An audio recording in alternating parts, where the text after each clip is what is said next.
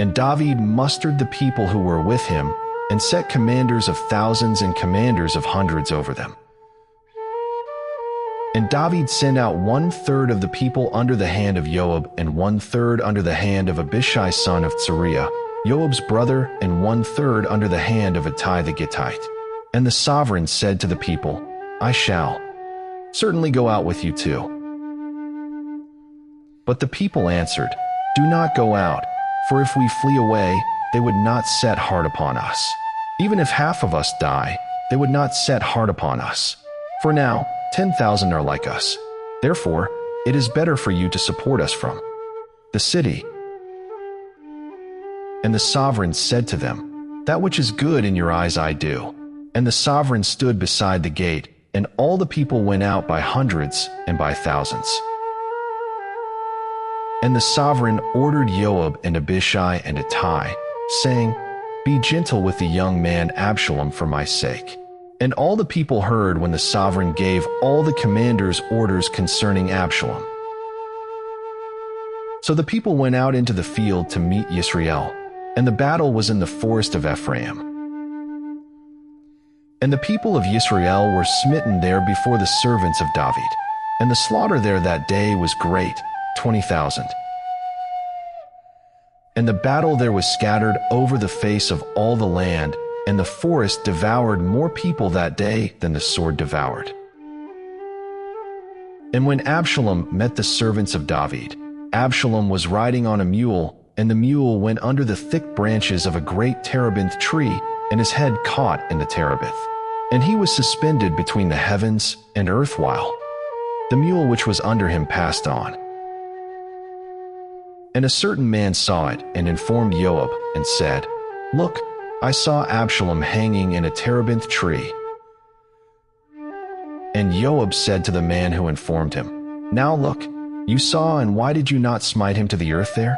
Then I would have given you 10 pieces of silver and a belt. But the man answered Joab, Though I were to receive 1,000 pieces of silver in my hand, I would not raise my hand against the son of the sovereign.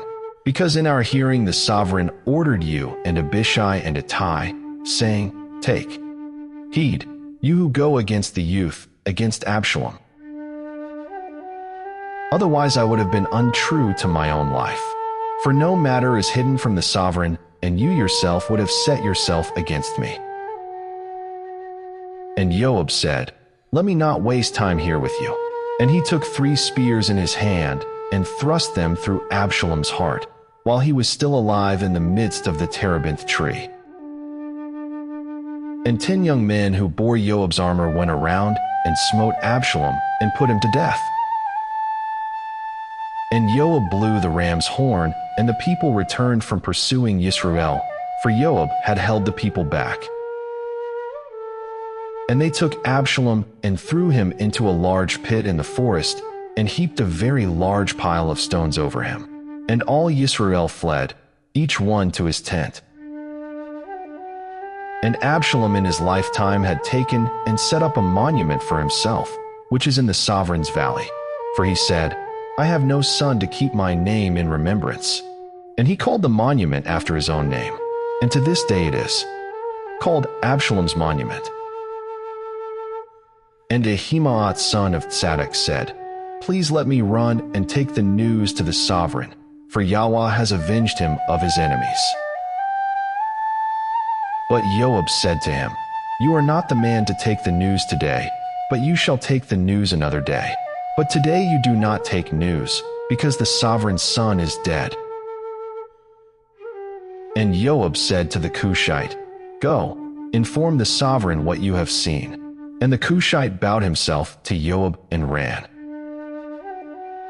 And Ahimaaz son of Tzadok said again to Joab, And whatever might be, please let me also run after the Cushite.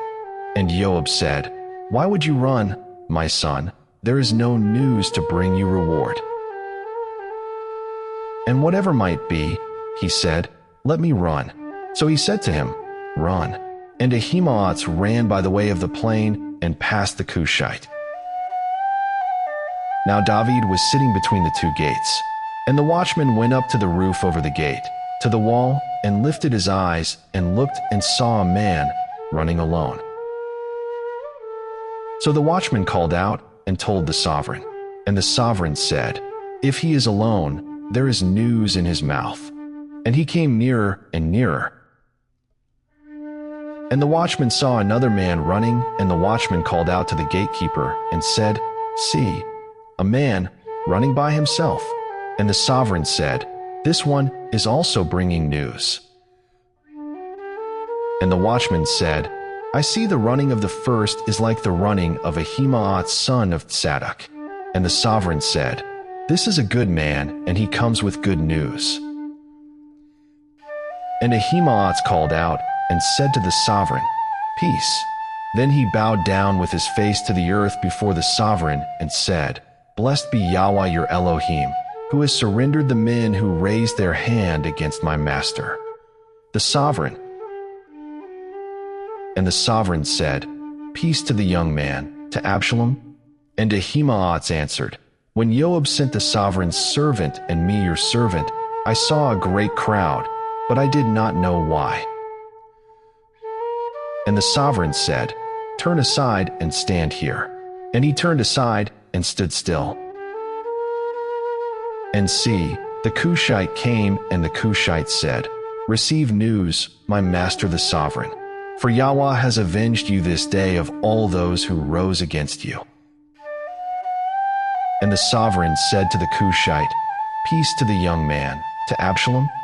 And the Cushite answered, "Let the enemies of my master the sovereign, and all who rise against you for evil, be as that young man is." And the sovereign was shaken, and went up to the room over the gate, and wept. And as he went, he said this, "O my son Absalom, my son Absalom, if only I had died instead of you. O Absalom, my son,